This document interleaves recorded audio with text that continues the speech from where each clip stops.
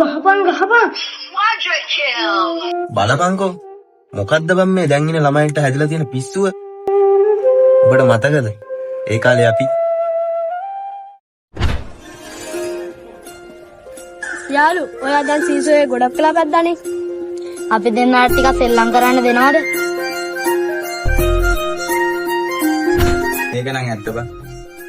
මෙහෙමනේ බං. දැන් ඉන්න ළමයි ස්මාර්ට් ෆෝන් එකයි ටියුෂන් ක්ලාස් එකයි එයාලගේ මුළු ජීවිතේම කරගෙන තියෙන්නේ.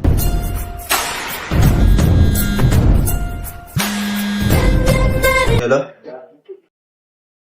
ණයක් ගත්තාම මේක වෙලාවට ගෙවන්න දන්නේ නැද්ද? උඹලා ණය ඉල්ලන්න නම් එන්නේ කොහමද නේද? මේ දාට දෙනවා මෙහෙමයි කියලා. හරි හරි මම ඔබට දෙන්නම් ඒක. මං ගෙදරට ඇවිල්ලා කෑ ගහලා ඒක ඉල්ලන් යන්න කලින් මං හිතන ඔබ මල්ලකට ඇවිල්ලා ණය දෙයි කියලා.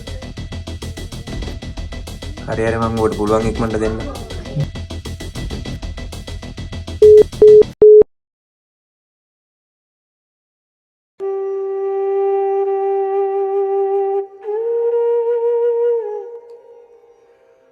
මම මොකක් හරි ලොකු ප්‍රශ්නයක් ඉන්නවා වගේ.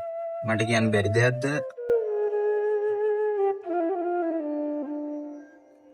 එහෙම එකක් නෑ බං. ඔබට මතකද? මගේ වාහනේ ෆිනෑන්ස් එකෙන් උස්සන්න එද්දී මම ණයක් ගත්තා.